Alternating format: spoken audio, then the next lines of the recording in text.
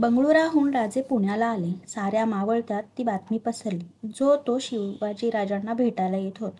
पाटील, कुलकर्णी, देसाई, देशपांडे, देशमुख सारे येऊन भेटून जात होते. राजे तेच होते. थोडे मोठे झालेले. बदल पडला होता फक्त फडात. पूर्वी नुसते कारकून दिसत आता फडाला भारदस्तपणा आला होता. अदब आली होती. कारण दप्तरी आता पेशवे, डबरी, अमात्य होते. 1.5 वर्षाच्या कालावधीनंतर पुण्याला आल्यामुळे या कालखंडात घडलेल्या गोष्टी दादोजी नरेकरांच्याकडून समजावून घेत होते. दप्तर तपासणीत ते मग्न झाले होते. बाहेरच्या कारभाराबरोबर शिवाजीराजांना दादोजी फडातही सक्तीने गुंतवित होते. पत्रव्यवहार, कारभार पाहायला लावित होते. राजे स्नान व देवाला नमस्कार करून आले. जिजाबाई वाट पाहत होते. माँसाहेबांच्या पाया पडून ते पाटावर बसले आणि दुधाचा पेला त्यांनी ओटी लावला. दूध पिऊन होता. जिजाबाई म्हणाल्या, राजे आता उठा, नाहीतर दप्तरी उशीर केल्याबद्दल दादोजी दोष देतील. तोच नोकर आला. त्याने वर्दी दिली. मुधोजीराव निंबाळकर आले आहेत. शिवाजीराजे गडबडीने उठले. बाहेर जाऊ लागले. जिजाबाई म्हणाल्या, राजे मुधोजीराव आपले सासरे. उघड्या डोक्यानं सामोरे जाऊ नका. महाली जाऊन पागोटे घालून शिवाजीराजे बाहेर गेले. या राजे, काय म्हणतं बंगळूर? माधोजीरावांनी विचारले. राजे हसले. जिजाबाई दाराशी येताच मुधोजीराव उठले. मुजरा केला. जिजाऊंनी विचारले, मामासाहेब आपण आलात? आमची सून नाही आणलीत? आणली तर? नाही तर राजे रागावतील ना. राव म्हणाले. राणीसाहेब ते पहा, मेणा आलाच. वाड्याच्या दारासमोर मेणा थांबताच दासी धावल्या. दादोजी पगडी उपरणे सावरून पायऱ्या उतरल्या. पायावर पाणी घेऊन सईबाई वाड्यात आल्या. नेसलेल्या लुगड्याने सारा डौल बदलला होता. वय लहान असूनही त्या डौलात येत होत्या. साऱ्यांवरून नजर फिरत होती. झडणाऱ्या मुजऱ्यांचा त्या स्वीकार करीत होत्या. दादोजींनी केलेला मुजऱ्याचा स्वीकार त्यात हास्यवदनाने त्यांनी केला. वाड्याच्या प्रथम सदरेत त्या आल्या. दाराशी उभ्या असलेल्या जिजाऊंच्या त्या पाया पडल्या. ते जेथे दादोजी होते तेथे जाऊन त्यांनी त्रिवार नमस्कार केला आणि त्या परत जिजाबाईंच्याकडे आल्या. जिजाबाई तिचा गालगुच्चा घेत म्हणाल्या, भारीच पोक्त झालीस हो, आणि नवऱ्याच्या कोणी पाया पडायचं? आणलेला भाव कुठच्या कुठे गेला. सईबाई खुदकन हसल्या आणि जिजाऊंना बिलगल्या. जिजाऊ तिला कुरवाळीत म्हणाल्या, आता कशी शहाणी झालीस? पण भारी एट करू नको. राजांनी बंगळूरला दुसरी बायको केली. करू द्या. तुझ्यापेक्षा छान आहे, गोरी गोमटी आहे. असू दे, माझ्याबरोबर खेळायला येईल ती. सारे हसले. मुधोजीरावांना जिजाबाई म्हणाल्या, खरंच मोठी राणी शोभणार ही. 2 दिवसांनी मुधोजीराव सईबाईंना सोडून निघून गेले. सईबाई वाड्यात रमली. सईबाईंच्या भोवती पुण्यातल्या मुली गोळा होत होत्या. सईबाईंचा खेळ वाड्यात रंगत होता. दुपार टळली होती. सईबाई मासाहेबांच्याकडे आल्या. मासाहेबांनी वर पाहताच त्या म्हणाल्या, मामीसाहेब? थोबाड फोडून देईन पुन्हा मामीसाहेब म्हटलंस तर. सईबाई हसल्या. त्या म्हणाल्या, मासाहेब. हसू लपवीत जिजाबाई म्हणाल्या, काय पाहिजे आता? सई अगर लवकर मोठी हो. तू आणि तुझी पोरी सारं घर डोक्यावर घेता. सासरी हे वागणं भरं नव्हे. सईबाई हिरमुसल्या होऊन वळल्या. जिजाबाई ओरडल्या, ये मागे फिर. सईबाई वळल्या. मासाहेबांनी विचारले, का आली होतीस? आज शुक्रवार, जोगेश्वरीला जाऊन येऊ का म्हणून. मग जा ना, पंतांना सांग जा. सईबाई धावत गेल्या. दादोजी काहीतरी लिहित होते. सईबाईंना पाहताच दादोजींनी विचारले, राणीसाहेब काय हुकूम? आशानं आम्ही बोलणार नाही. सईबाई म्हणाल्या, खरंच तुम्ही राणीसाहेब. आता त्या मासाहेब आणि तुम्ही राणीसाहेब. पण आम्ही देवाला जाऊ? जरूर. मी मेण्याची व्यवस्था करतो. संध्याकाळी सईबाई दासी मैत्रिणीसह जोगेश्वरीला गेला. नवरात्र जवळ आले. घट बसले. वाड्याच्या चौकात दररोज बकरे पडत होते. नवरात्राचे दिवस केवढे धामधुमीचे. राजांना सर्व देवदेवतांना जाऊन यावे लागे. दररोज सकाळी स्नान झाल्यावर राजे सजवलेल्या घोड्यावर स्वार होऊन गणपती, जोगेश्वरी, महादेव ही सारी मंदिरे फिरून येत. वाड्यात तर एकच गडबड उडालेली असे. नवरात्र जवळ आले की सारी शस्त्रे धुवून, पुसून, उजळून चकीत केली जात. मीठ आणि चिंचेची बोळे घेऊन तलवारी, जांभिये, विटे साफ केले जात. घटस्थापनेच्या दिवशी खास सदरेवर सारी शस्त्रे पूजेला ओळीने लावलेली असत. एके ठिकाणी गोळा झालेली ती नानाविध शस्त्रे पाहण्यात राजांना मौज वाटे. त्यात नाना तऱ्हेची तलवारी, फिरंग, पट्टे, विटा, भाले, ढाली, जांभिये, बिचवे, कट्यारी असत. त्यांच्या जोडीला जमदाड, सांग, खांडा यासारखी अनेक हत्यारे सदरेवर यायची. त्याचे देखणेपण, त्याचा बोज राजे समजावून घेत. वाड्याच्या देवाऱ्या सुवर्णसमया अखंड तेवत असे. त्यांच्या सौम्य प्रकाशात अष्टभुजेची मूर्ती उजळून निघत असे. देवीच्या समोर उजव्या बाजूला घटस्थापना केलेली असे. दररोज एक खाऊच्या पानाची माळ वर बांधली जात असे. उलटणाऱ्या दिवसांबरोबर घटाच्या कडेने कोंब उगवायला लागत. नवरात्र संपेपर्यंत ते चांगलेच वर येत. नवरात्रात दररोज रात्री वाड्यात चौकामध्ये गोंधळ उभा राही. उदे गंबे उदे या घोषाने वातावरण भरून जाई. दाटी वाटीने सारे गोंधळ ऐकायला जमत.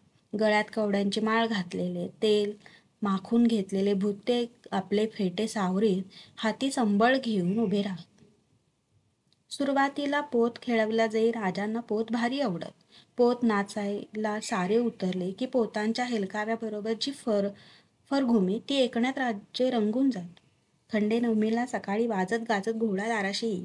दाराच्या उंबऱ्यात बकऱ्यांचे बळी पडे आणि रक्त ओलांडून घोडा दौडाने वाड्यात प्रवेश करी. 9 दिवस पूजेत राहिलेली आपली छोटी तलवार राजे मस्तकाला लावून बाहेर काढे. सायंकाळी चांगले कपडे करून राजे जिजाबाईंकडे गेले. राजांच्या गालाला तीट लावी जिजाबाई म्हणाल्या, राजे आता फार दिवस हे सीमोल्लंघन चालायचं नाही. मग काय करायचं? या दिवशी पराक्रमाला बाहेर पडायचं, शत्रूचा बिमोड करायचा, घर यशानं भरायचं, पाठीवर लक्ष्मी घेऊन यायचं. आम्ही तसंच करू. राजे सोने लुटायला बाहेर पडले. वाड्यासमोर राजांचा दागिन्यांनी सजवलेला घोडा उभा होता. राजांनी घोड्यावर मान टाकली. राजांच्या बरोबर दादोजीही जात होते. मागे पुढे घोडेस्वार चालत होते. सोन्याच्या माळावर येऊन घोडी थांबली. उपाध्याय आधीच हजर झाले होते. शमीवृक्षाची राजांनी पूजा केली. आपल्या तलवारीने सोने पाडले आणि वाजत गाजत ते घरी आले. वाड्याच्या दरवाजा सईबाईंनी ओवाळले. राजे वाड्यात प्रवेश करते झाले. राजे देवघरात गेले. उंबरट्याजवळ जिजाबाईंनी राजांना उभे केले. राजांची पाठ उंबरट्याकडे होती. उंबऱ्यावर शेला झाकला होता. जिजाबाई म्हणाल्या, राजे आता मागे न पाहता उंबऱ्यावर तलवार चालवा.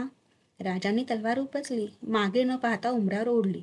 राजांनी विचारले, झालं? हो. राजे वळले. जिजाबाईंनी शेला उचलला. उंबऱ्यावर तांदूळ पसरले होते. त्यातली सुवर्णाची अंगठी जिजाबाईंनी उचलली आणि राजांच्या मस्तकी लावली. राजांनी विचारले, मासाहेब ही अंगठी का ठेवली? राजे, ही अंगठी नाही, ही लक्ष्मी आहे. तुम्ही सोने लुटून आलात ना, तुमच्या मागून लक्ष्मी येते. पण तिला पाहायचं नसतं. तिला मागे न पाहता घरात घ्यायचं असतं. घरात आली की तिचा पाय तोडायचा. पाय तोडायचा? राजे उद्गारले. हो. एकदा का तिला लंगडी केली की घराबाहेर कशी जाईल? राजे हसले. जिजाबाई म्हणाल्या, राजे आता तुम्ही लहान नाही. नेहमी लक्षात ठेवा, लक्ष्मी मागे धावून लक्ष्मी कधी प्रसन्न होत नसते. ती कर्तृत्ववान माणसाच्या पाठीमागून आपोआप येत असते. लक्ष्मी नेहमी पाठीशी ठेवावी आणि संकटे समोर बघावीत हे विसरू नका. दादोजी वाट पाहत असतील, सदरेत जा. राजांनी जिजाबाईंना वंदन केले आणि राजे सदरेत गेले. सदर खास शृंगारली होती. बैठकीच्या उजव्या बाजूला वस्त्राच्छादित तबके ठेवली होती. राजे बसतात प्रथम ब्राह्मण मंडळी आली. राजांनी उभे राहून त्यांचे सोने घेतले. दादोजी राजांच्या हातात नाणे देत होते. राजे ते वाटीत होते. फडातले दप्तरदार आले, पाटील वतनदार आले, त्यानंतर पागेचे अधिकारी, नोकर आले, घराचे नोकर झाले. राजांनी उठून दादोजींच्या पायी मस्तक ठेवले. दादोजींनी राजांना कवटाळे. जिजाबाई म्हणाल्या, राजे दादोजींना मोहरा नाही दिल्या. दादोजी राजांना जवळ घेत म्हणाले, महासाहेब ही मोहर माझीच आहे, या परत भाग्य नाही. राजे दादोजींच्या बरोबर मावळ फिरत होते. वाड्यात दप्तर पाहत होते. पायरीवर आलेला न्याय जिजाबाईंनी गोतमुखाने सोडवलेला पाहत होते. वाड्यात कीर्तनकार येत होते, भजनी लोक येत होते. भजन कीर्तनात राजांचा जीव रमून जाईल. एखाद्या शाहिराचा पोवाडा ऐकत असता अंगात विरश्री संचल. खरा कंटाळा येई तो दादोजींच्या बरोबर मावळ फिरण्यात. जहागिरीवर थोर माणसांच्या बरोबर फिरण्यात त्यांचे मन थकत असे. सकाळी दादोजींनी राजांना सांगितले, राजे आज नाणे मावळा जायला हवं. परत केव्हा येणार? जिजाऊने विचारले. 5-6 दिवस तरी मोडतील. पुष्कळ हिशेब राहिला आहे. राजे नाराजीने दादोजींकडे पाहत होते. दादोजींच्या ते लक्षात आलं. ते म्हणाले, पहा राजे, जहागीर तुमची मोठ्या राजांकडून हौसेने ती घेतली. आधीच तंट्या खेड्यांनी भरलेली. मालकाशिवाय रेटणार कशी? तुम्हाला कंटाळा येत असेल तर तसं सांगा, मी महाराज साहेबांना कळवून टाकतो. ती मात्रा बरोबर लागू पडत असे. शिवाजीराजे आपोआप घोड्यावर स्वार होत मावळात फिरत असत. राजांचे लक्ष मुलुखात उठलेल्या आकाशाला टेकलेल्या गडांच्याकडे जायचे. ते पंतांना विचारायचे, पंत, हे गड कोणाचे? आदिलशाहीचे. जहागीर आमची आणि गड त्यांचे कसे? राजे, जहागीर म्हणजे मालकी नव्हे, फक्त वसुलाचा हक्क तुम्हाला, पण सत्ता आदिलशाहीचीच. मावळा शिवाजीराजांचा दरारा खूप होता. त्यांच्या नावाला फार मान होता. दादोजींच्या बरोबर आलेले शहाजी पुत्र पाहता साऱ्यांच्या माना झुकत होत्या. देशमुख प्रेमाने वळत होते. प्रजेला राजा पाहायला मिळत होता. त्यांच्या सुखदुःखांना वाचा फुटत होती. समोपचाराबरोबर प्रसंगी दंडनीती देखील दादोजी वापर करतात हे राजे पाहत होते. गुंडगिरी अरेरावी करणाऱ्या बांदल देशमुखांना जबर शिक्षा केल्यामुळे मुलखाचा वाढलेला आदर राजांच्या ध्यानी येत होता. वाड्याच्या पुढच्या दरेवर राजे एकटेच बसले होते. मागे मासाहेब उभ्या होत्या. त्या केव्हा आल्या हे शिवबांना कळले नाही. जिजाबाईंनी विचारले, राजे, एवढे टक लावून काय पाहता?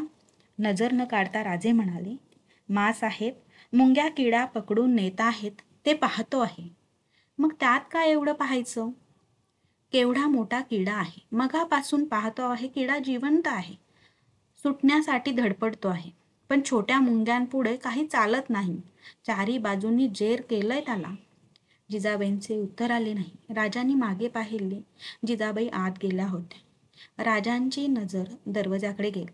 एक इसम येत होता. सावळा, उंचपुरा, चेहरा तुकतुकीत होता. डोळ्यात हसू होतं. काडणी बांधली तर श्वासाबरोबर तुटेल अशी छाती होती. गुडघ्यापर्यंत धोतर होते. अंगात भरड्या वस्त्रांची बंडी होती. बंडीचा डावा खांदा फाटून तिच्या चिंध्या झाल्या होत्या. खांदा जखमी होता. रक्ताचे ओघळ पंजापर्यंत येऊन हातावर वळले होते, पण वेदनेचा लवलेशी चेहऱ्यावर नव्हता. हातातली जाडजूड भरीव काठी पेलीत तो आत आला. त्याने चौकात नजर टाकली. शिवाजी पाहताच मुजरा करून तो म्हणाला, राम राम. शिवाजी राजांचा हाच वाडा नव? होय का? काम होतं. वरती ये, राजांनी फरमावले. हां, शांतपणे राजे म्हणाले, वरती ये.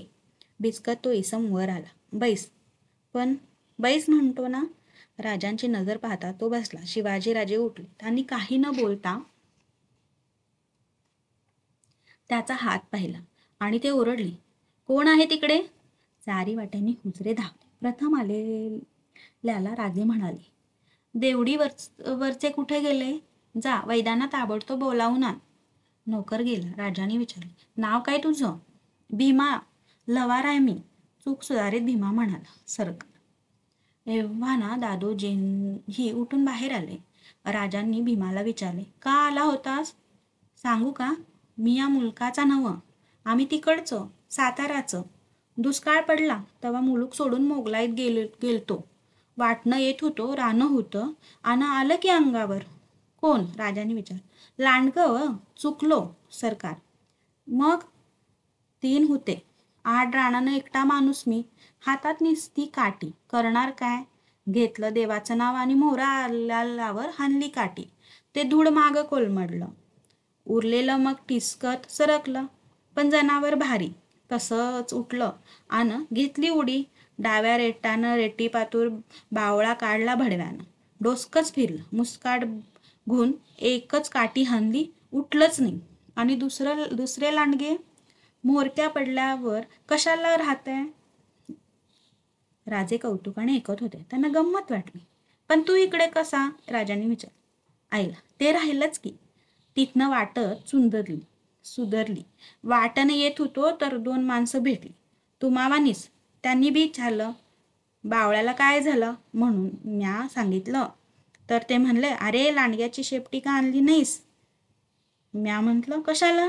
तर ते म्हणले, अरे येड्या, लांडगा मारला आणि शेपटी दावली तर शिवाजीचा बामन बक्षीस देतो. साऱ्यांनी नजर दादोजींकडे गेली. दादोजी हसत होते. भीमा सांगत होता, पर मुलख्याचा म्या, मला काय ठाव. तसाच माघारी गेलो आणि शेपटी आणली, ही घ्या म्हणत कमरेला लावलेली झुपकेदार शेपटी त्याने समोर टाकली. लांडग्यांचा उपद्रव थांबवण्यासाठी दादोजींनी ही बक्षिसाची प्रथा ठेवली होती. हे साऱ्या मावळात प्रसिद्ध होते. वैद्य आले. त्यांनी भीमाच्या जखमेला औषध लावली. औषध लावित असता त्याने विचारले, शिवाजीराजा म्हणतात ते तुम्हीच? हो. का? काय नाही, लई बोलवा ऐकली होती, मला वाटलं कोणीतरी जाणता माणूस असल. सारा वाडा हसला. दादोजींनी सांगितले, कुलकर्णी याला दप्तरी घेऊन जा आणि याचं बक्षीस द्या. थांबा, राजे म्हणाले. राजे उठून आत गेले. जेव्हा ते बाहेर आले तेव्हा त्यांच्या हातात एक तलवार होती. भीमाला ती देत राजे म्हणाले, भीमा, नशीब तुझं म्हणून काठीवर भागलं, ही तलवार जवळ राहू दे. भीमाने तलवार हाती घेतली. पान बघत तो म्हणाला, रामपुरी दिसते, तुला यातलं कळतं? राजांनी विचारलं. म्हणजे धंदाच नवा माझा, हेच करत आलो. आता कुठे जाणार? पोट भरल तिकडं. इथं राहतोस? राहीन की, काम सांगा. तुला लोहार शाळा देतो, करशील? भीमाने राजांचे पाय धरले. लई उपकार होतील सरकार.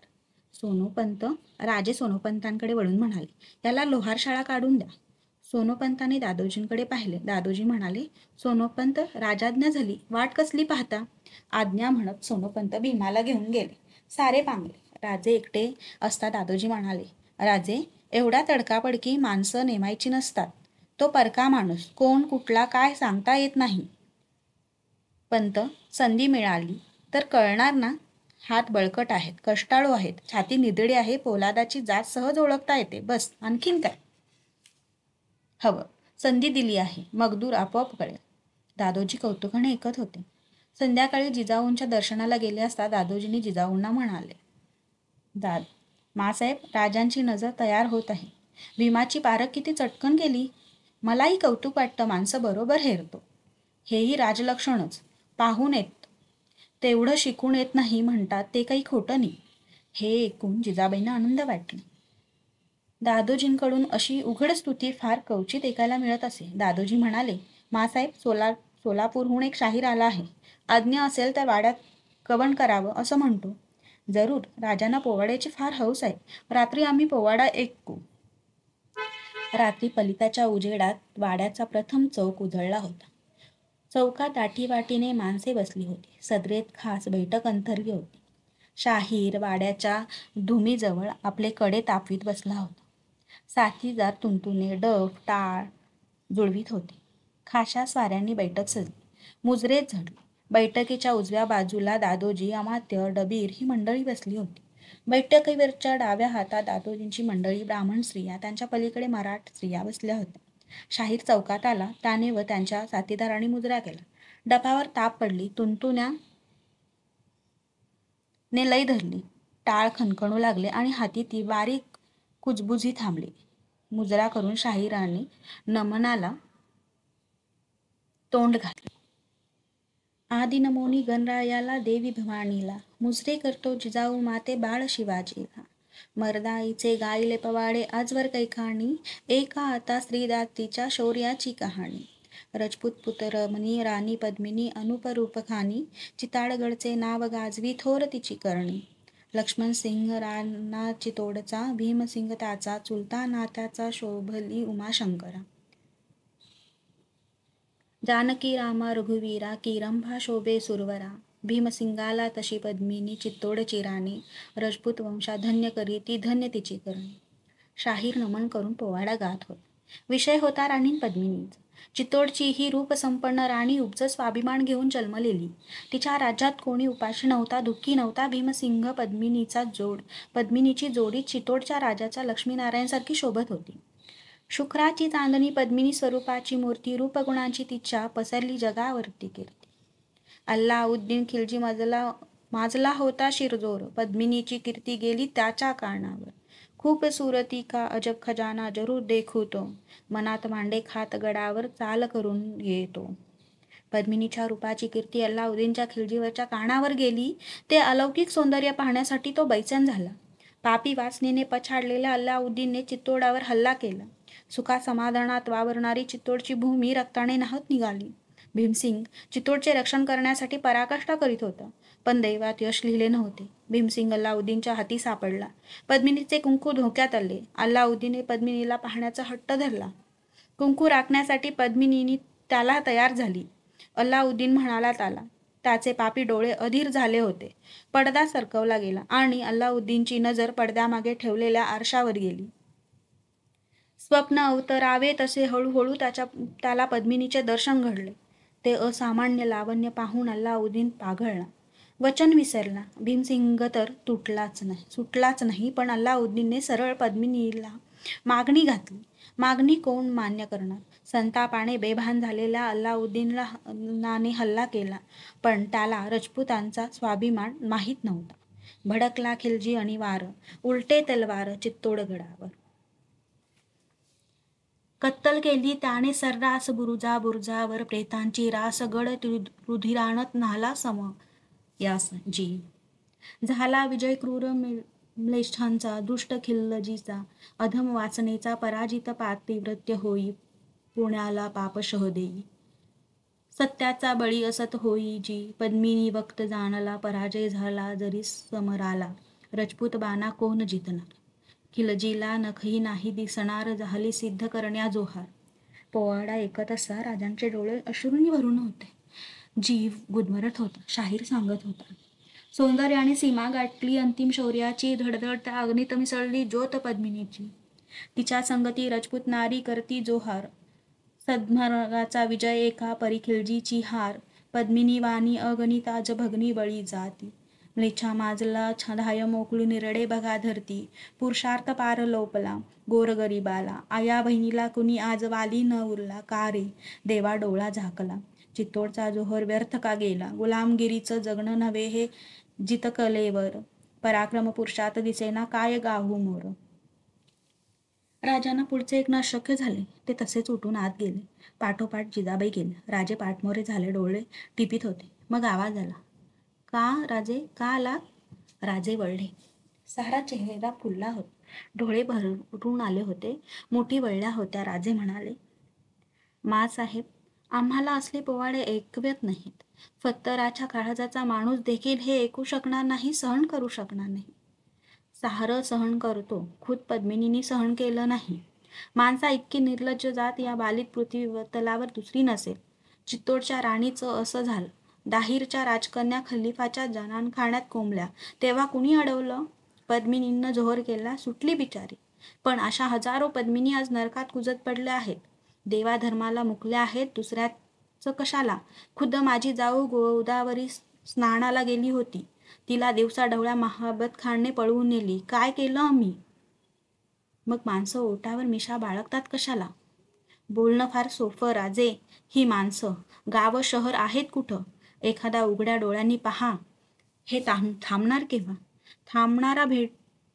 थांबवणारा भेटलेल तेव्हा. आज थोर बलशाली आहेत, ते शाही कृपेवर तृप्त आहेत. प्रजेला जुलमाची सवय झाली आहे, ती पार हाडी मासी खिळली आहे. नशीब तुमचं आमचं की एकाच वेळी एकच जेठाबाई ऐकायला मिळते. साऱ्या कथा एका वेळी कानावर आल्या असत्या तर. माँसाहेब, आम्ही ते बंद करू. राजे, स्वप्नातले मनोरे भूतलावर दिसले असते तर मग कशाला असं घडलं असतं? पुसाते डोळे आणि सदरेवर चला. मधून उठून जाणं बरं दिसत नाही. शाहिराचा हिरमोड होतो. पोवाडा संपेपर्यंत तुम्हाला बसायला हवं.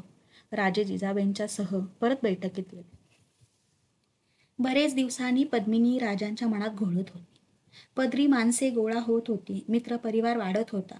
त्यात गुंजवण्याचे ऐसाजी कंक होते. मोसेखोऱ्यातली बाजी पालसकर नरेकरांचे बाळाजी चिमांजी होते. कावजी कोंढाळकर जिजाऊ जीव महाल, वाघोजी तुपे, सूर्याजी काकडे यासारखी लहान थोर मंडळी होती. बाजी पासलकर तर साठीच्या घरातले उमराव, पण राजांशी त्यांची दाट मैत्री जमली होती. हे साथीदार घेऊन राजे आता स्वतंत्रपणे फेरफटक्याला जात होते.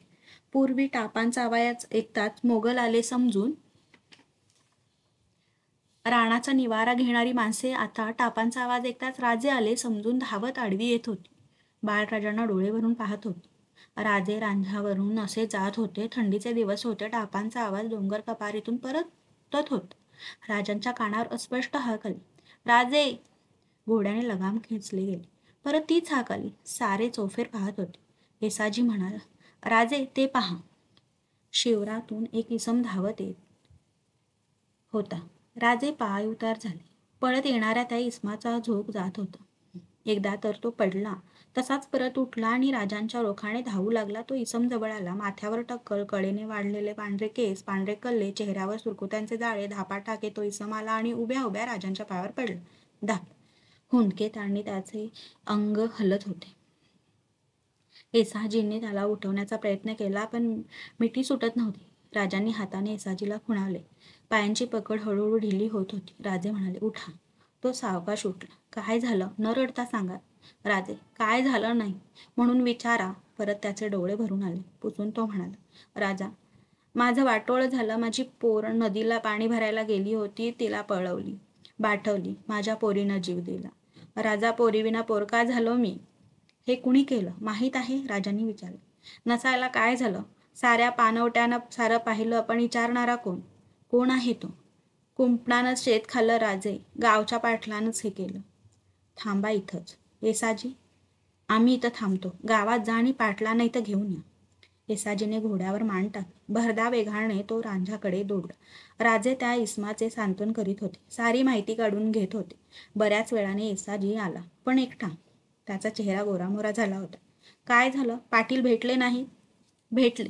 मग काय आले नाही? राजांचा आवाज कठोर झाला. येसाजीने ओटावरून जीभ फिरवली. तो चाचरट म्हणाला, पाटील मस्तवाला आहे. हुकूम सांगितला तर तो म्हणाला, जाऊन तुझ्या राजाला सांग. तो नावाचा राजा आहे, तसं मी नावाचा पाटील नाही. म्हणाव, गाव माझं, बटीक समजतो. असं म्हणाला पाटील? वा! राजांच्या चेहऱ्यावर हास्य होतं. संतापाने भान हरपून बाजी म्हणाला, येसाजी, आणि असला निरोप घेऊन आलास? कमरेची तलवार सोबेची हाय काय? बाजी येसाजीनं केलं ते बरोबर. नाहीतर मोगलाईत आणि आमच्यात फरक काय? राजे, तो इसम हताश होऊन म्हणाला. तुमचं नाव काय? राजांनी नजर वळवून विचारले. रामाजी खोडे, याच गावचा मी. काळजी करू नका येसाजी. एक स्वार पायउतार करा. रामजींना संगती घ्या. रामजीसह सारे पुण्यात आले. वाड्यावर न जाता राजे सरळ बागेकडे गेले. राजांना अचानक आलेले पाहता स्वार अदबीने गोळा झाले. राजे म्हणाले, येसाजी, 50 स्वार घेऊन तुम्ही रांझ्याला जा. पाटलांच्या मुसक्या आवळून त्यांना उद्या सकाळी आमच्या समोर हजर करा. येसाजीच्या चेहऱ्यावर हसू उमटले. येसाजी रामाजीसह स्वारांचे पथक घेऊन रांझ्याकडे दौडू लागला. सकाळी राजे नेहमीप्रमाणे उठले. स्नान झाले. राजे आपल्या महाली ठेवणीचे कपडे करीत होते. चुनीदार विजार घालीत होते. अंगात कलाबुत्तीचा जमा होता. कमरपट्ट्यात बिचवा खोवला होता. कमरेला तलवार लटकाविली होती. दर्पणात पाहून त्यांनी आपले जिरेटोप मस्तकी घातला. कपाळी लावलेल्या गंधावर त्यांनी नजर गेली आणि ते हसले. महालात जिजाबाई उभ्या होत्या. राजांनी जाऊन त्यांचे पाय शिवले. आशीर्वाद देऊन त्यांनी विचारले, काय गोंधळ घातलात राजे? दादोजींनाही खबर नाही. सारा चौक भरून गेलाय आणि आज हे सणासुदीचे कपडे बरे? नावाचे का असेनात, पण राजाचे कपडे आहेत. चला मासे, आजचा गोंधळ फार मोठा आहे. खरेच चौक भरला होता. राजे जाताच मुजरे झाले. पंतांच्या सह सारी दप्तरी माणसे गोळा झाली होती. राजांनी नजर फिरवली आणि ते बैठकीवर विरासन घालून बसले. येसाजी, पाटलांना हजर करा. काढण्या लावून आणलेले पाटील चौकात पुढे ढकलले गेले. रामाजी, हेच ना पाटील? महाराज, हाच तू हरामखोर. राजे, पाटलाने भयभीत हाक मारली. राजे हसले. ते म्हणाले, पाटील, आम्ही नावाचे राजे असू, तुम्ही गावचे खरे पाटील असाल, पण आम्ही धरतीचे पुत्र आहोत. परस्त्रीला आम्ही आई, बहिणी म्हणून ओळखतो. प्रजेला बटीक समजत नाही. येसाजीकडे वळून त्यांनी विचारले, घडला गुन्हा खरा? होय महाराज. पाटील, प्रजा ही पोरासारखी. ती राखण्याकरता पाटीलकी दिली आणि प्रजेवर तुम्ही बलात्कार केलात. मुसलमानी सल्तनीचे रिवाज आमच्या मावळात पाळलेत. पाटील, जाब द्या. पाटील पुढे सरसावले. त्यांनी पंतांचे पाय धरले. म्हणाले, पंत, मला न्याय द्या. गोतमुखानं मला न्याय हवा. राजे, पंत म्हणाले.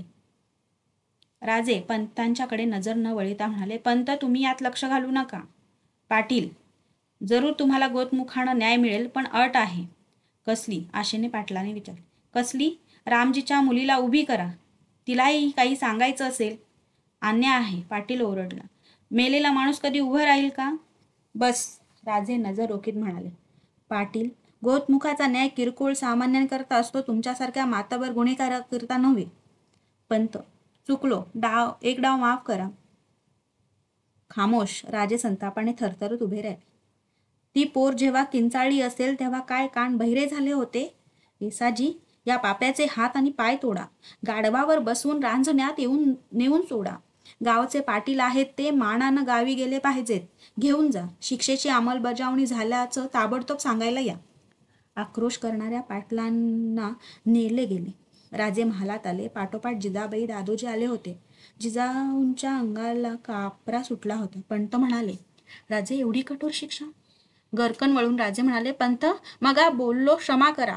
बांदल देशमुख आम्हाला मानित नव्हते तर त्यांचे हातपाय तुटले. शिक्षा कमी व्हायची होती ती तिथं. पण शिवबा, मासाहेब, पद्मिनी आठवते? तुमच्या जाऊबाई आठवतात? नाही मासाहेब, हे आता थांबलंच पाहिजे. आमचा नाईलाज आहे. हे होत नसेल तर आम्हाला ही जहागीर नको, राजे पण नको, आम्ही काही नको. त्याची आम्हाला हौस नाही. शिवाजीराजे तसेच संतापाने निघून गेले. हत्तबद्ध झालेला जिजाबाई म्हणाला, भलताच भडकतो. दादोजी डोळे टिपीत म्हणाले, मासाहेब, आज मी तृप्त आहे. हे पाहायला आज इथं थोरले महाराज हवे होते. आज शिवबा राजे शोभले. गजाननाला दंडवत घालून येतो. पाटलाचे हातपाय तुटल्याची वार्ता साऱ्या मावळात पसरायला वेळ लागला नाही. सारे राजांना धन्यवाद देत होते. पाटील देशमुखांच्या तोंडचे पाणी पळाले होते. आता राजांच्या लहान वयाचा हिशोब कुणाच्या मनावर राहिला नव्हता. मासाहेब, शिवाजीराजे महालात प्रवेश करत म्हणाले, पहाटे रोहिडेश्वराच्या दर्शनाला जाणार आहोत. संध्याकाळ आली होती. जिजाबाई म्हणाल्या, राजे, संध्याकाळ होत आली. सकाळी तरी सांगायचं नाही, न्याहारी करायची केव्हा? 2 प्रहरी ठरलं आमचं. दादोजी येत आहेत? नाही. मग बाजी, येसाजी, चिमणाजी, बाळाजी हे सारे आहेत. पंतांना सांगितलं? हो, जा म्हणाले. ठीक आहे. येणार केव्हा? परवा येऊ. मुक्काम नाचणीलाच करणार. बाजींचं घर आहे तिथे. त्यांच्या घरी राहणार? मग त्यात काय बिघडलं? त्यासाठी म्हणत नाही मी. पण राजे, गरीबाचं घर. राजा घरी आला तर पार धुवून जातं. तुमचं लोक, अश्वपथक. मग नाचणीला स्वार सोडू, वर्दी देऊ. तोही गावाला भुर्दंडच ना. मग काळजी करू नका राजे, तुम्ही जरूर बाजींकडे उतरा. पण स्वाराचा शिदा आत्ताच रवाना करा. मी काढून द्यायला सांगते. स्वारांना रांधून घ्यायला सांगा. शिवबा आनंदाने बाहेर गेले. आळंदी, जेजुरी यासारखी ठिकाणी फिरायला राजांना फार आवडे. त्यातच रोहिडेश्वराची भर पडली होती. डोंगराच्याच उंच माथ्यावर दाट जंगलात हे शंकराचे मंदिर होते. निसर्गाने नटलेल्या त्या मुलुखाने शिवाजींच्या मनात ओढ निर्माण केली होती.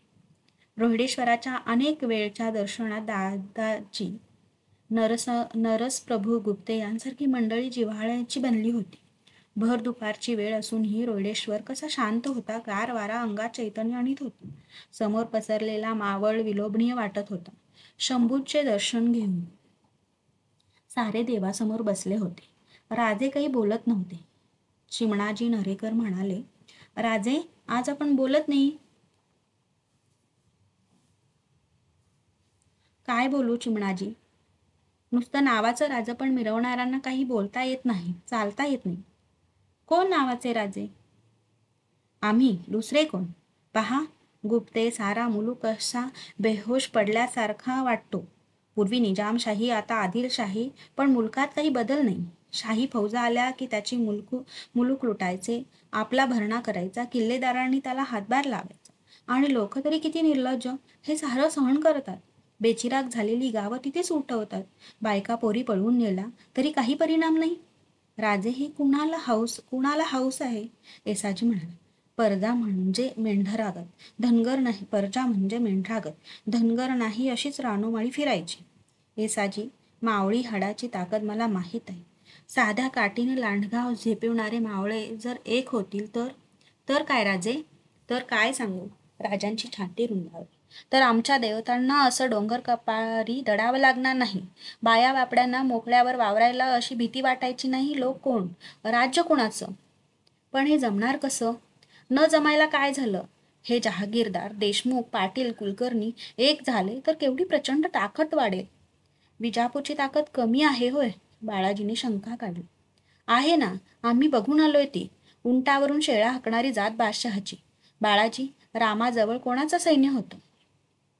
रावण तपस्वी होता, योग सामर्थ्यवान सिद्ध होता, पण त्याचा पराभव झाला. तो कशानं?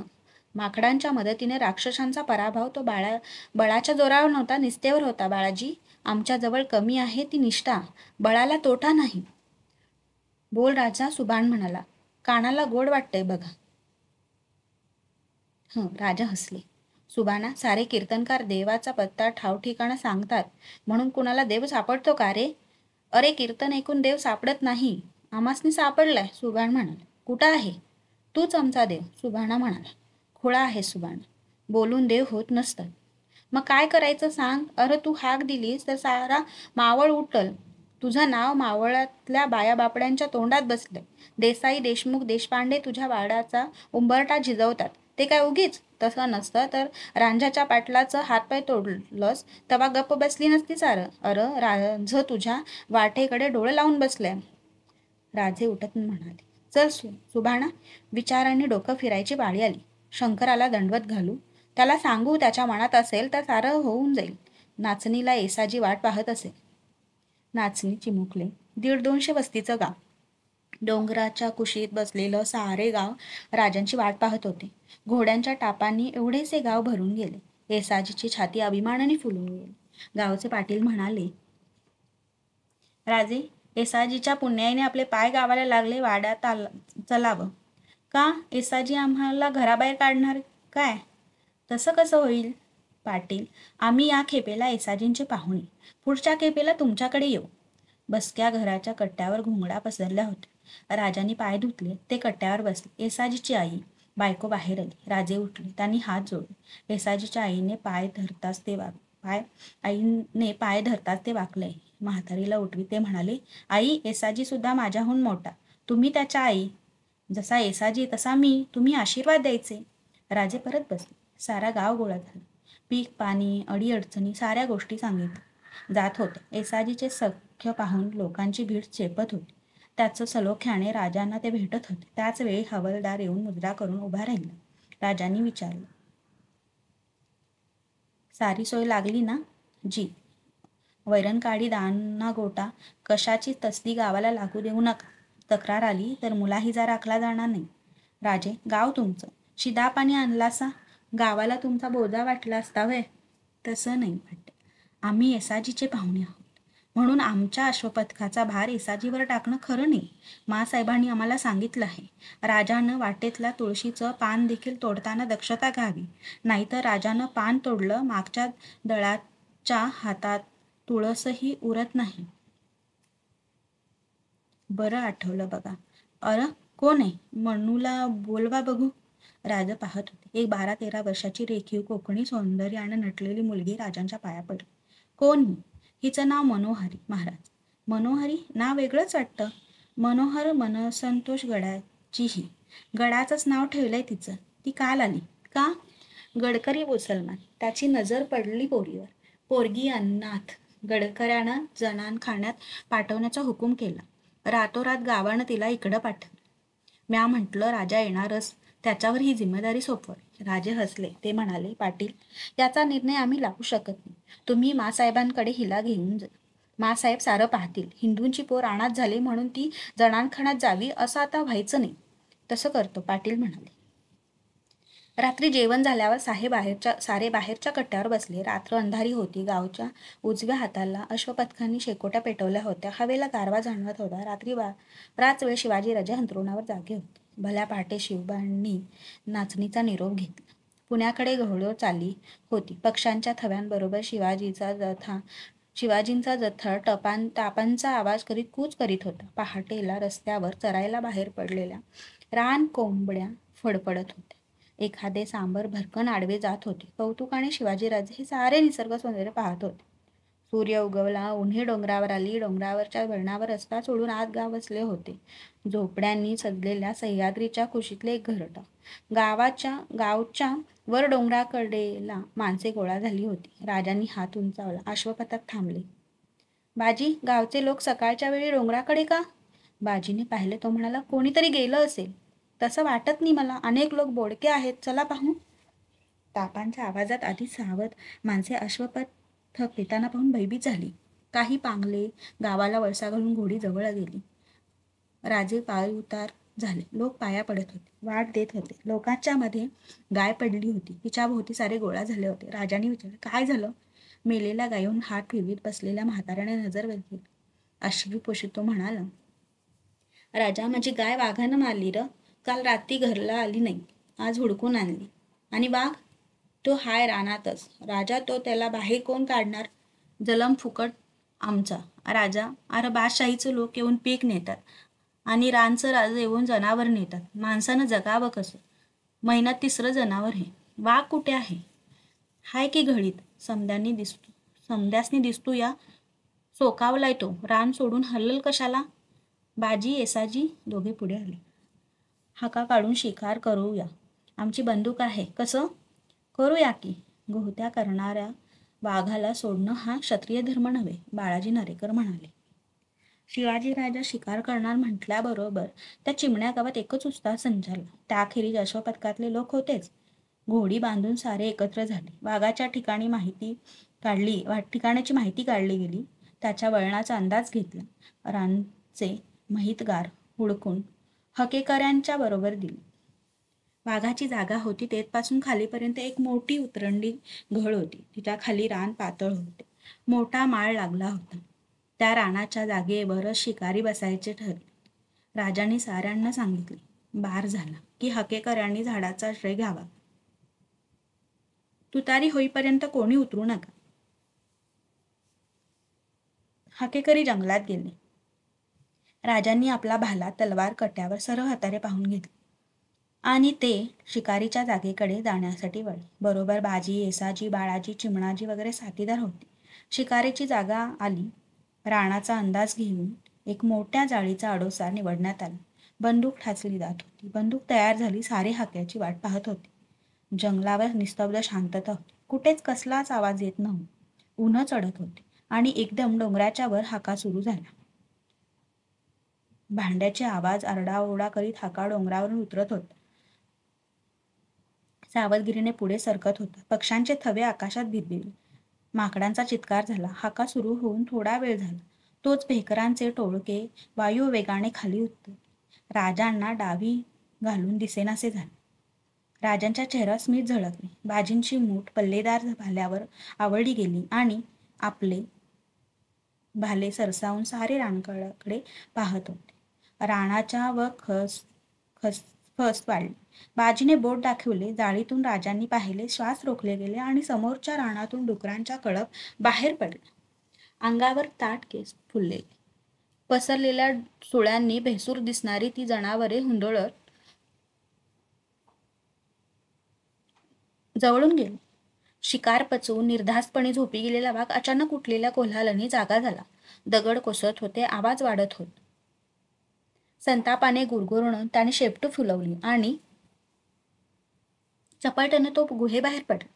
धीमी पावले टाकीत आवाजाच्या बाजूला पाहत तो घळण उतरत होता. हाकेकरांचा आवाज एकदम थांबला. दुसऱ्या क्षणी पूर्वीपेक्षा ओरडा उठला. भांड्यांच्या आवाजांनी रान दणाणून गेले. माकडे डोंगराच्या पाथ्यावरून झाडांचे शेंडे गाठीत चित्कार करीत जंगला उतरत होते. शेंड्यांवरून माकडे दिसताच राजे म्हणाले, बाजी, वाघ येतोय. नजर न हलवता राजे रान निरखीत होते. हाका जवळ येत होता आणि राजांना वाघाचे दर्शन झाले. ते अजस्त्र धूळ संतापाने शेपटी फडकावीत पंजे रोखवीत पुढे येत होते. उचलणाऱ्या पावलांबरोबर त्याच्या अंगाचे पठ्ठे झकाळत होते. वाघ अगदी समोर येत होता. राजांनी गुडघ्यावर हात घेऊन बंदूक पेली. जाळीतून नळीचे टोक पुढे सरकत होते. राजांनी नेम धरला. वाघ टप्प्यात येताच बार उडाला. बारापाठोपाठ वाघाच्या गर्जनेने सारे रान दणाणून गेले. बाराच्या दारूच्या धुरांडीने जाळी भरून गेली. सारे चुपचाप बसून होते. बार होताच हाकेकऱ्यांनी झाडे गाठली. राजांनी पाहिले. वाघ डरकाळ्या फोडीत जमिनीवर लोळत होता. दमला की धापत होता. चालण्याचा प्रयत्न करीत होता, पण त्याचा कोणाटाच मोडला होता. हलणे शक्य होत नाही हे समजता सारी ताकद लावून संतापाने उशी घेत होता. तोंडात आलेला दगड फोडीत होत. वाघाच्या थैमानात सारे रान थरथरत होते. बार लागला, बाजी म्हणाला. राजांनी दटावले. वाघाची गुरगुर थांबली. काळ्या कडांनी सजलेले पांढरे पोट धापत होते. राजे हळूच जाळीबाहेर आले. पाठोपाठ सारे होते. माझा भाला? पण राजे येसाजी कुटकुला. माझी फेक झाल्यावर गरज पडली तर फेक करा, चला. राजांनी भाला पेलला. जाळीबाहेर सारे आले. पडल्या जागेवरून वाघाने डोळे उघडले. अनर्थाला कारणीभूत झालेला शत्रू त्याच्याच रोखाने पुढे येत होता. वाघ गरजत उठला आणि त्या क्षणी राजांचा फाळ त्याच्या छातीत भस्कन घुसला. तोंडाशी आलेली काठी दातांनी फोडीत असतानाच त्याची मान लटकी पडली. बाजीने फाळ उचलला. राजांनी त्याला थांबवले. वाघ मेला होता. सारे नजीक गेले. ते प्रचंड धूळ पाहत असताना येसाजी म्हणाले, वाघीने? आणि आनंदाने भरून झालेले येसाजीने तुतारी उचलली. क्षणात तुतारीचा आवाज साऱ्या रानात शिकारीची वार्ता देऊन मोकळा झाला. आनंदाने बेभान झालेले गावकरी आरोळ्या ठोकीत धावत येत होते. कित्येकांनी भान विसरून शिवाजी राजांना मिठी मारली. त्यांना उचलले. हाकेकरी गोळा होत होते. एका हाकेकऱ्याने वाघाचे 2 छावे आणले. राजांच्या समोर सोडले. राजाने एका छाव्याला घेण्यासाठी हात पुढे केला. एका एवढ्याशा छाव्याने पंजा उगारला. ठिस करून दात दाखवले. बळजबरीने छाव्याला कुरवाळीत राजे म्हणाले, या छाव्यासाठीच एक जागी आडली होती. हवालदार, हे छावे बरोबर घ्या. आपल्या शिकारखान्यात शोभतील. एका म्हाताऱ्याने भराभर वाघाच्या मिशा उपटल्या आणि चकमक काढून जाळल्या. मिशी भारी विषारी असा समज. म्हाताऱ्याचा ऊर भरून आला होता. पचकन वाघावर तो थुंकला आणि म्हणाला, शेराला 1.25 शेर एक ना एक दिवस भेटतोच. म्हाताऱ्याने राजाला हलू दिले नाही. थोड्याच वेळात गावातून करडी लेझीम आली. वाघाचे पाय वाशावर बांधले गेले. वाघ उचलायला 10 जण लागले. साऱ्यांनी उत्स्फूर्त आरोळी टोकली. शिवाजी महाराज की जय. पाठोपाठ राजांना उचलले गेले. माणसांच्या खांद्यावरून राजांची मिरवणूक निघाली. संकोचून राजे पाहत होते. बाजी, येसाजी, चिमणाजी राजांकडे पाहून हसत होते. गावचा निरोप घेत असता राजांनी विचारले, गावचं नाव काय? म्हातारा म्हणाला, कुठलं गाव? वारी सुदीक झालं नाही गाव करून. मग वाघमार नाव ठेवा. राजांची दौड सुरू झाली. राजांनी मारलेला वाघ बघायला वाड्यात पुणे लोटले होते. चौकात वाघ पडला होता. सईबाई जिजाबाईंसह वाघ बघून गेल्या होत्या. राजे आपल्या महालात गेले होते. संध्याकाळ होत आली होती. दादोजी पंत मासाहेबांच्या महालात आले. केवढा मोठा वाघ, एकटा शिवबानं मारला म्हणे. हो, भारीच धाडशी पोरं, जिजाबाईंनी कौतुकाने म्हणाले. ते सांगण्यासाठी आलो होतो मी. वेळीच राजांना आवरणं आवश्यक आहे. आम्हाला वाटलं होतं की तुम्हीच राजांचं कौतुक कराल. कौतुक करू जरूर वाटतं मासाहेब. म्हणून जबाबदारी कशी विसरता येईल? मासाहेब, राजांच्या शिकारीशी छडा लावलाय मी. राजे रोहिडेश्वरी दर्शनाला जातो म्हणून सांगून गेले होते. त्यामुळे मी परवानगी दिली. बरोबर शिकार हवालदार नसता मी शिकारीला परवानगी दिली नसती. गैरसमज होतोय पंत.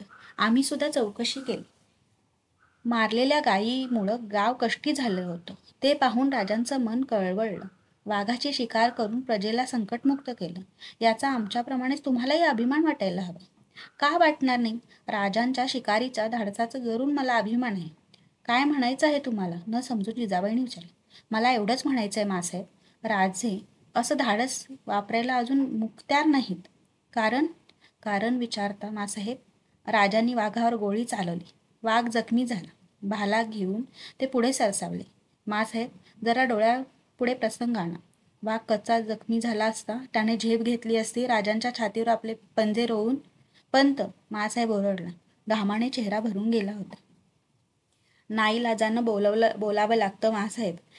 कोवळं वय, वेड धाडस. शिकारीची वार्ता ऐकता सारं शरीर गलितगात्र झालं. उठायचं बळ पायात राहिलं नाही. मासाहेब, जीवनात आलेला आनंद, दुःख माणूस सहन करतोच.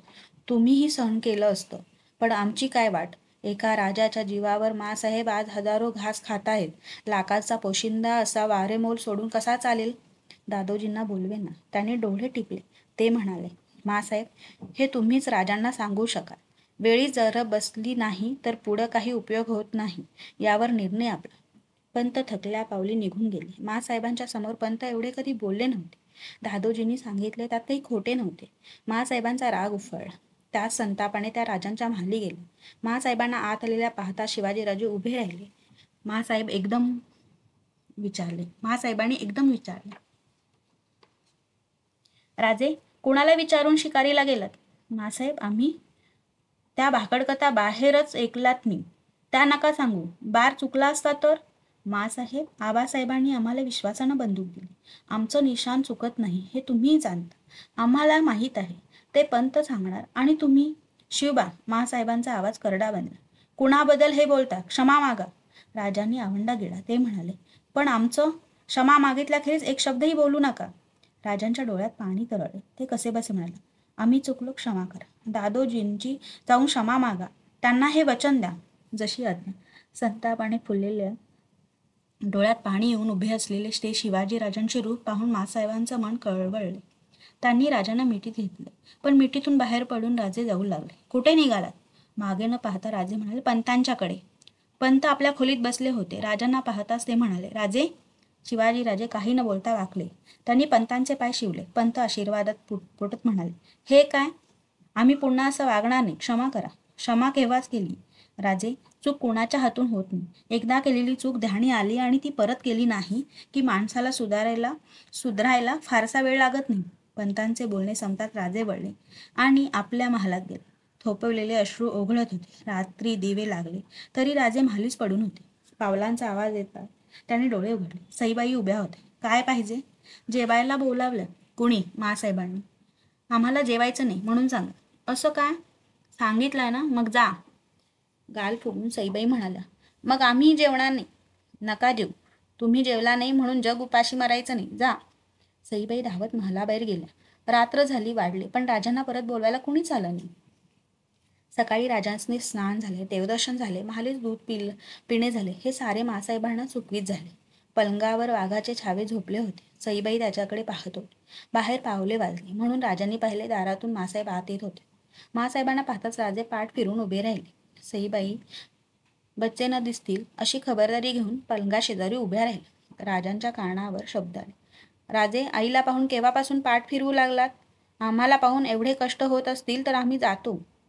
आपल्याला आजही भूक नसेल तर तसं कळवा. आमचं जेवण आजही बंद ठेवू. तेच विचारायला आम्ही आलो होतो. मासाहेब जेवल्या नाहीत? त्यांना उपास घडला. राजांना असह्य झाले. ते वळले. आईला पाहताच त्यांचे डोळे भरून आले. एकदम ते मासाहेबांच्या मिठीत धावले. मासाहेब म्हणाले, राजे, पुसा ते डोळे. राजांनी डोळे ओलाय करायचे नसतात. बायको समोर तर मुळीच नाही. काल तुम्ही शिकार केलेली सांगितलीत, पण वाघाचे छावे आणलेले सांगितले नाहीत. ते आम्हाला पाहायचे आहेत. कुठे आहेत? राजांची नजर पलंगाकडे गेली. सईबाई गोंधळून उभ्या होत्या. पिलांना त्यांनी अडोसा धरला. या बाजूला झाला.